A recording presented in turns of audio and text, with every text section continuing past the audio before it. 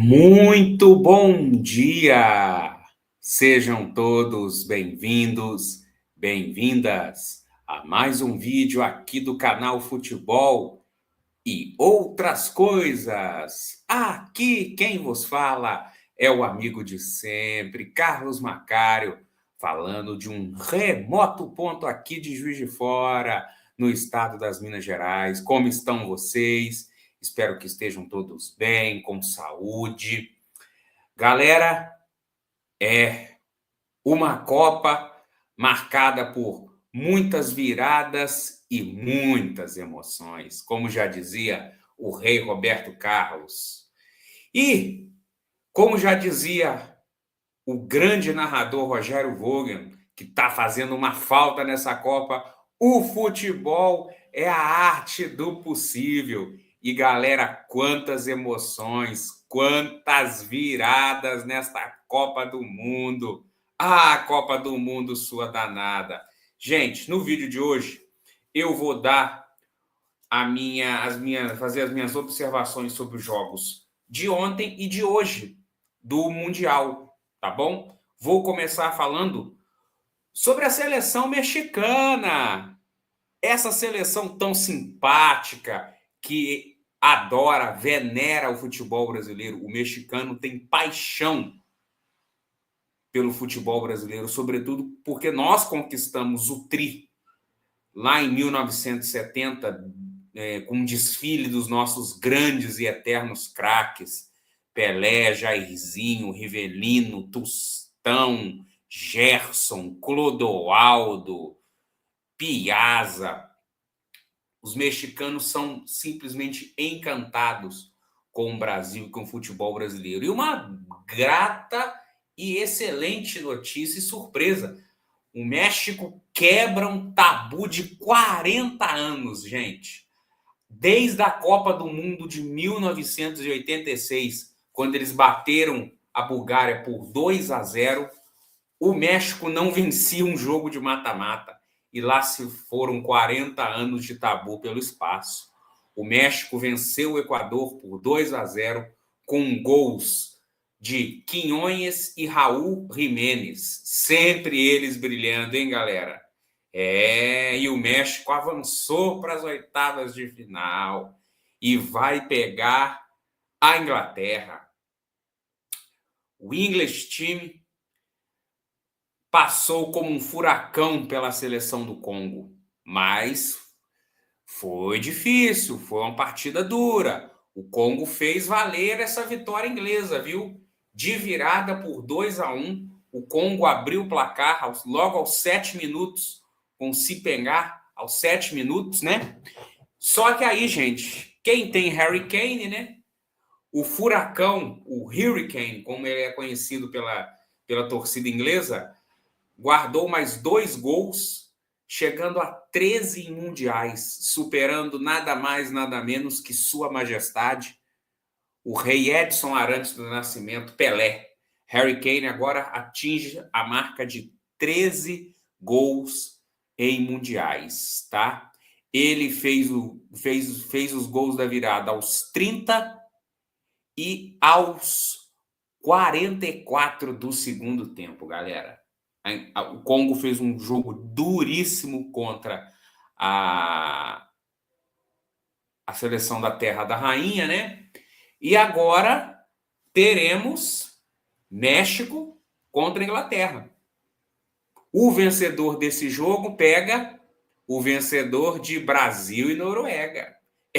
Galera, nas quartas podemos encarar essa fera aí.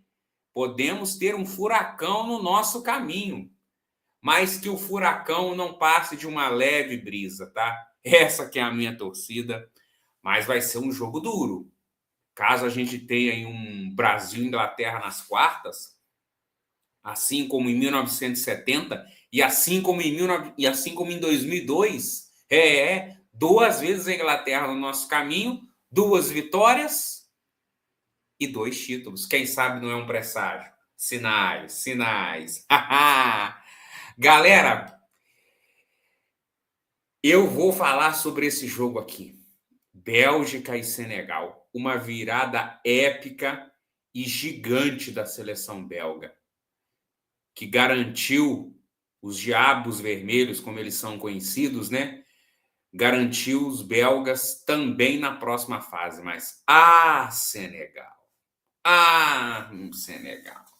A simpática seleção do Senegal. Gente, que é uma seleção muito boa, que é, junto de Marrocos, as melhores seleções africanas. Senegal me abre 2-0 com gol de Diarra e Sarr. E o roteiro era de um conto de fada, gente. Todo mundo alegre, todo mundo feliz. Afinal, a Bélgica foi o nosso algoz em 2018, né? Então, todo mundo ali com um pouquinho de raiva da Bélgica, essa tal seleção belga, que, ao meu ver, não é tão brilhante assim, mas... Gente, e o técnico da Bélgica, como se não bastasse tudo isso, ele me tira os 2 melhores jogadores da seleção.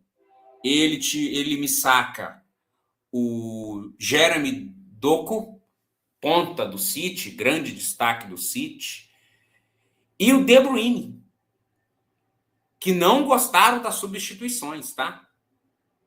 Não gostaram das substituições. Ele, o Rudi Garcia, treinador da Bélgica, antes da bola rolar no segundo tempo, ainda também trocou aquele atacante da Atalanta, De Ketelaere, que eu não sei pronunciar mesmo o nome dele, acho muito difícil, é um trava-línguas, tá? E entra com o Lukaku, e com 11 minutos do segundo tempo, ele substitui Jeremy Doku e Kevin De Bruyne para a entrada de Luke Bacchio e Haskian, né? E, galera, qual é a surpresa? Qual é a grande, assim, o porquê que esse futebol, esse esporte que move milhões é tão mágico? A Bélgica me arranja um empate em 2 lances em 3 minutos. Gente, quase estourando no apagar das luzes, aos 41 e aos 44 do segundo tempo. Lukaku, aos 41 do segundo tempo, e Tielemans, aos 44. Em 3 minutos, gente, a Bélgica foi lá e buscou o empate. E ainda teve briga. O Tielemans se chocou lá com um troçar no decorrer da partida. E a Bélgica sofrendo uma pressão do Senegal danada. Galera, no apagar das luzes, no finzinho da prorrogação, num lance em que a bola é cruzada na área e o Tielemans meio que se atrapalha e a bola sobra para o atacante belga e ele carimba o travessão. Quando a gente vê o porquê que o futebol é surpreendente. Eis que nasce um pênalti para a Bélgica. E aí, quem que vai para a cobrança? Quem que garante essa responsa? Lukaku, que havia perdido um pênalti em fevereiro, no amistoso, ele não quis, ele não assumiu a responsa. Quem foi para a bola? Tielemans. Aos 125 minutos, ou seja, 5 minutos além do tempo da prorrogação. Uma vitória épica para a Bélgica e uma derrota duríssima para Senegal. Gente, é o que eu tenho falado com as pessoas ao redor. Gente, as seleções africanas são muito boas, são muito fortes física e técnica e taticamente. Elas chegaram, tá? As seleções africanas, elas atingiram ali um nível que dá para competir agora com seleções ali sul-americanas. A Costa do Marfim ganhou do Equador, o Marrocos fez um jogo muito bom contra o Brasil no primeiro tempo, mas ainda está faltando, galera, aquela malícia. E quando eu falo malícia, é no sentido de saber ganhar o jogo. Às vezes você precisa saber ganhar o jogo. E como? Segurando a bola, prendendo ali no meio de campo, ali na linha de fundo, ganhando laterais, ganhando o máximo de tempo possível. Gente, com 2-0 no placar, uma seleção, vamos falar assim, que tem mais catimba, como uma Argentina da vida, como o próprio Brasil. O Brasil não tomaria 2-0. O Brasil tomou um gol de empate da Croácia na prorrogação da Copa passada, mas estava 1-0, né? Eu acredito que seleções com mais experiência, com mais tarimba e provavelmente com assim, uma maior malícia mesmo no futebol, não tomaria 2 gols em 3 minutos como o Senegal tomou, gente. É uma derrota muito dura. Senegal merecia até ali a classificação, mas infelizmente pagou o preço. Talvez por uma falta de maldade mesmo, de malícia, de saber prender o jogo, segurar o jogo. A Bélgica avançou, né? E segue o seu caminho na Copa, né? Infelizmente, mais uma simpática seleção africana dando adeus. Foi com Congo, tomou a virada da Inglaterra, e Senegal com a Bélgica, tá? E não é, gente, que os Estados Unidos está jogando bem. Os donos da casa superaram até uma expulsão e também avançaram. Galera, é uma coisa assim curiosa. Sempre o fator casa pesa muito, né? Os 3 anfitriões passaram de fase. O Canadá, né? Que ganhou da África do Sul. O México e os Estados Unidos. Ambos estão nas oitavas de final. Gente. Os Estados Unidos venceu. E é até assim uma piada que eu ouvi hoje. Como um americano ainda não é muito ligado em futebol, é um trocadilho, uma piada, né? Lá nos Estados Unidos estava rolando uma certa preocupação, porque, teoricamente, os Estados Unidos teriam 2 adversários, a Bósnia e a Herzegovina. Eles não sabem, talvez eles não saibam que seja um único país, né? Eu acho que isso é uma balela, uma bobagem. Mas, voltando aqui ao futebol, os Estados Unidos venceu a Bósnia e Herzegovina por 2-0, com gols de Balogun, esse bom atacante do Mônaco, que chegou ao 3º gol nessa Copa, e com um gol de falta do Tillman, tá? Jogo esse que foi arbitrado pelo senhor Rafael Claus, brasileiro, e que expulsou, ao meu ver, corretamente, o atacante norte-americano. O Balogun fez o gol, mas também foi expulso, tá? E os Estados Unidos soube suportar a pressão de jogar com 1 a menos e ainda conseguiu ampliar o placar com um gol de falta do Tillman aos 37 do segundo tempo, tá? Estados Unidos também avançando na Copa, né? E, gente, eu vou falar hoje sobre os jogos de hoje. A Espanha parece que acordou. A Espanha simplesmente atropelou a Áustria. Com um brilho desse aí, ó. Oyarzabal. Fúria vence e finalmente convence. Espanha 3, Áustria 0. 2 gols desse jogador que eu falo, gente, parece que há jogadores que servem para atuar nas suas seleções. Eu destaco assim o Ochoa, que é um grande goleiro e sempre se destacava nos Jogos do México. O Rames Rodrigues, que parece que quando joga com a camisa da Colômbia, é assim, dá nele momentos de Puskás e de Stefano, parece que o cara desperta nele algo surreal. E um outro exemplo é esse Oyarzabal, tá? Que hoje fez 2 gols. 2 dos 3 gols foram feitos por ele. Ele parece que se encaixou como uma luva nesse time da Espanha, e a Espanha avança e vai fazer com Portugal o clássico da Península Ibérica. Para mim, ao meu ver, o jogo das oitavas de final. tá? Espanha venceu, convenceu, 3-0, sem muitos sustos. O outro gol foi marcado pelo Porro, né? Jogador do Tottenham. E a Espanha vence a Áustria com propriedade e avança, tá?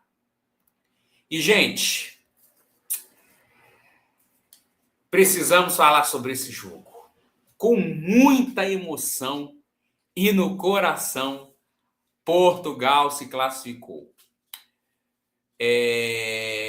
Hoje, mais especificamente, dia 3 de julho, está completando um ano do acidente que, infelizmente, vitimou o jovem e ótimo jogador Diogo Jota, atacante do Liverpool, né? E Portugal fez essa justa e belíssima homenagem para ele.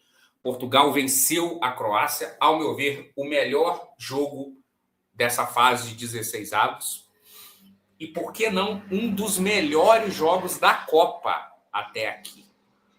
Gente, eu preciso falar uma coisa aqui que eu comentei com várias pessoas do WhatsApp na hora do jogo. É impressionante o quanto essa seleção croata é fria e calculista. Eu acompanho, gente, mundiais desde 2002. Portanto, essa é a minha 7ª Copa do Mundo que eu assisto. E, pessoal, eu nunca vi uma seleção tão fria no sentido de movimento, de rotação de jogo, fria e calculista como essa seleção croata. Para mim, essa é uma geração que produziu bons e grandes jogadores, tá? Mais do que a Bélgica. Eu falaria numa geração croata, não numa geração belga. Croácia, que fez a final com a França em 2018 e talvez tivesse performado um pouco mais se não tivesse passado por tantos pênaltis e tantas prorrogações, tá? A Croácia fez um jogo, para mim, até muito valente contra a França. Pesou o cansaço e pesou também o talento daqueles jogadores franceses. Você tinha um Mbappé com 19 anos, você tinha um Kanté, 8 anos mais jovem, um Pogba no auge da sua criatividade e com a cabeça ainda no lugar, né? Você tinha um Griezmann voando, Matuidi, Varane no auge da sua forma e da sua técnica, um Pavard que fez uma Copa surpreendente, depois ele foi até vendido para o Bayern, e depois parece que ele nunca mais encontrou seu futebol, mas enfim, coisas da vida, né? E a Croácia, que vem para 2022, sofre um gol do Brasil no segundo tempo da prorrogação e consegue forças para reagir ainda, gente.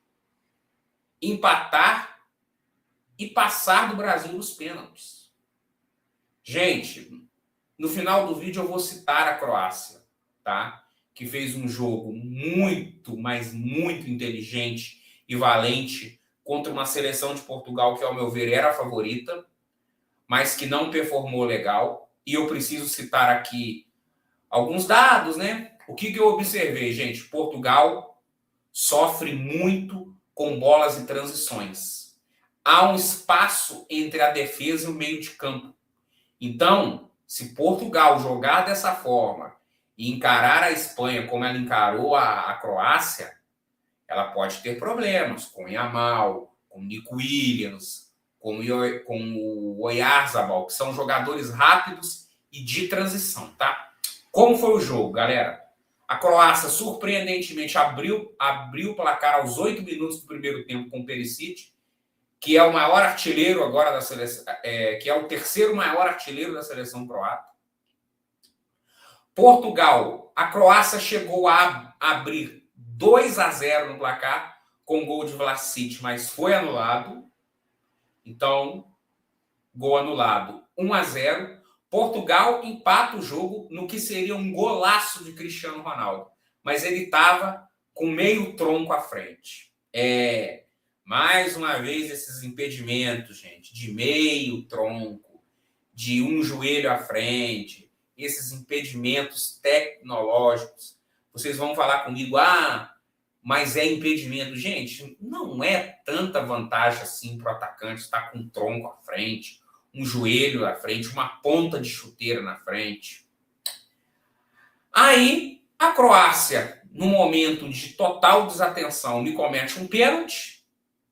E aí, gente, não teve jeito. Robozão na bola, gol de Portugal, empate. Para minha surpresa e espanto, não só meu, como do planeta todo, Roberto Martínez me tira o craque do time. Cristiano Ronaldo é sacado aos 81 minutos de jogo. Aos 26, na verdade, aos 36 do segundo tempo, Cristiano Ronaldo é substituído pelo Gonzalo Ramos. E nesse meio tempo, a Croácia, com Susic, tem um outro gol. Ou seja, era para estar novamente Croácia na frente 2-1, mas novamente o gol é invalidado por meio corpo à frente. E, galera, para minha surpresa, e calando a minha boca, e talvez de muita gente, o substituto do Robozão, Gonzalo Ramos, numa belíssima assistência de Rafael Leão, que eu volto a frisar aqui. Rafael Leão tem que ser titular nesse time de Portugal, de qualquer forma. Esse camisa 17 aqui ao lado do Cristiano Ronaldo da foto é um grande ponta, um jogador habilidosíssimo, muito rápido, que ajuda na marcação, que volta. É um jogador muito, muito inteligente. Ele me acerta uma assistência na cabeça do Gonzalo Ramos. Já nos descontos, com 4 minutos de acréscimo, Portugal me vira um jogo. E, gente, o juiz me inventa mais 10 minutos de acréscimo, mas ele deixou a bola rolar. Eu acho que ele perdeu o cronômetro, eu não sei o que estava na cabeça dele. Eu sei que passados os 10 minutos de acréscimo, com mais 16 minutos, ou seja, 116 minutos, essa valente, essa brilhante Croácia me arruma um empate com o Pasalic.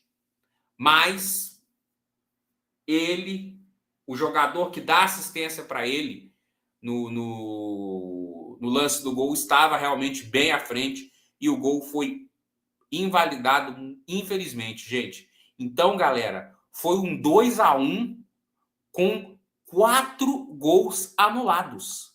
3 gols croatas e 1 gol de Portugal. Aí a gente para pensar até que ponto o VAR tem ajudado no futebol. Nos pênaltis que ele vem dando, mas olha a quantidade de gols anulados por talvez um tronco à frente, um joelho à frente. Galera, podem discordar de mim, é a minha opinião e eu respeito, assim, respeito harmoniosa e carinhosamente a opinião de cada um. Quem acha que um joelho à frente é impedido, tudo bem. Quem acha que uma ponta de chuteira é impedimento, tudo bem. Mas, gente, não é vantagem nenhuma para o atacante. Tá? Essa é a minha opinião. Tá? Portugal avançou na base da emoção, do coração, a nossa pátria-mãe. Nós que temos uma colônia portuguesa muito grande aqui no país, todos nós em festa. E olha, Portugal e Espanha vão fazer o jogo dessas oitavas de final, tá? É um clássico, ao meu ver não tem favoritos, mas como eu disse, se Portugal deixar essas transições que ela deixou hoje para a Croácia, vai sofrer e muito com o poderio de ataque da Espanha, tá? Mas clássico é clássico,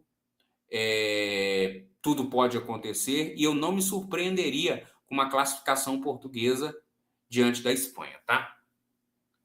Mas hoje a Copa do Mundo também se despede já de um dos seus grandes jogadores. Galera, mas é valente essa tal de Croácia. Olha, a minha total reverência e o meu respeito para esse time croata. Eu não me recordo de um time tão frio, calculista, que não sente o gol, que vai à luta, que vai atrás do resultado. 2018 ela passou por 3 prorrogações para chegar na final, nas oitavas, nas quartas e na semi, eliminando a dona da casa, eliminando a Inglaterra, tá? Em 2022, a Croácia elimina o Japão nos pênaltis, elimina o Brasil nos pênaltis e vai para uma semifinal. Então, a Croácia, em 2 Copas do Mundo, uma ela foi vice e outra ela foi terceiro lugar, com muito deste brilhante Luka Modric. Valeu, Luka Modric. 5 Copas, bola de ouro em 2018 na Copa da Rússia, bola de bronze em 2022, terceiro melhor jogador. Ele que atuou por quase 600 partidas pelo Real Madrid, formou ali um dos maiores meio-campos da história merengue, com Casemiro e Toni Kroos. Ele, gente, que tem hoje chegou à 200ª partida pela seleção dos Balcãs, da seleção croata. Ele que conquistou com a camisa do Madrid nada mais, nada menos que 28 títulos. 6 mundiais interclubes, 6 Liga dos Campeões, 5 Supercopas da Espanha, 4 La Ligas, 2 Copas do Rei e 5 Supercopas da Espanha. 28 títulos para um jogador muito talentoso que veio para a sua Last Dance e hoje encerra suas participações em mundiais. Ele foi vice em 18, ele foi terceiro em 2022, ele comandou essa seleção croata por quase, 15, 16 anos. É um grande jogador, tá? É um dos jogadores mais cerebrais que eu já vi, tá? E hoje se encerra sua passagem em mundiais, tá? E a minha reverência à Croácia, que fez valer essa vitória lusitana, tá? A Croácia se entregou. A Croácia foi mais uma vez Croácia, foi mais uma vez valente. É coisa assim de os torcedores chegarem no aeroporto e aplaudir a seleção, porque os caras foram eliminados demonstrando muita raça e muita valentia. Eles tomam um gol e não se entregam. Eles poderiam ter feito 2-0. Kovacic chutou uma bola na trave. Eles chegaram uma hora ali que eles estavam dominando o jogo. Mas o futebol, como é a arte do possível, Portugal vira o jogo, né? E avança para fazer esse grande duelo de oitavas contra a Espanha. Galera, e amanhã? Que na verdade já é hoje, né? Jogam neste momento Suíça e Argélia. Amanhã, 3 da tarde, Austrália e Egito se enfrentam. O vencedor deste confronto pega o vencedor do jogo das 19 horas, mais conhecido como 7 da noite. A Argentina e o xodó da galera, a grande surpresa e a grande queridinha de todos, Cabo Verde, que vai ter uma torcida de 200 milhões de brasileiros secando a Argentina, secando Lionel Messi. E às 10h30 da noite, ao meu ver, um jogo muito interessante e muito bom para a gente assistir e ficar ligado. Colômbia e Gana. Seleção de Gana, uma seleção muito forte fisicamente, tende a fazer um jogo bem complicado contra a seleção colombiana. Galera, o que eu tinha para falar era isso. quero agradecer mais uma vez a participação de todos vocês, a audiência. O canal vem crescendo a cada dia, tá? Só passando aqui para atualizar vocês, a Suíça vai vencendo a Argélia por 1-0 com o gol do Embolo.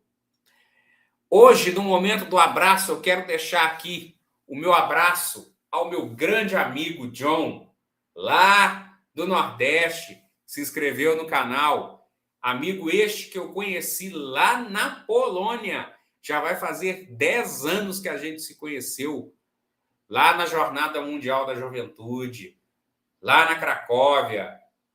Isso é assunto para um vídeo aí que eu posso falar um dia aqui para vocês, já que o canal é futebol e outras coisas, eu posso um dia trazer para vocês a minha experiência lá na Polônia. Mas, galera, no mais é isso. Quero agradecer vocês mais uma vez, a audiência. Curtam, compartilhem, comentem, se inscrevam no canal. Galera, muito obrigado a todos. É um prazer fazer esses vídeos para vocês. Eu faço com o maior carinho. Estou aqui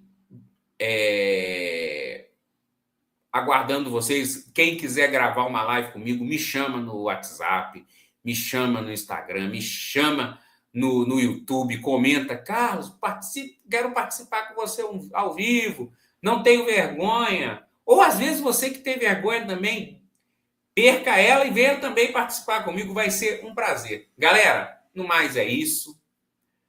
Amanhã tem mais, amanhã termina o 16 avos e já vamos para as oitavas de final. A Copa tá voando. O final é daqui a 16 dias, dia 19 de julho. Quem sabe o Brasil não tá nessa, hein, galera? Quem sabe, né? Gente, no mais é isso. Cuidem-se bem. Fiquem com Deus. Um abraço a todos. Eu me despeço daqui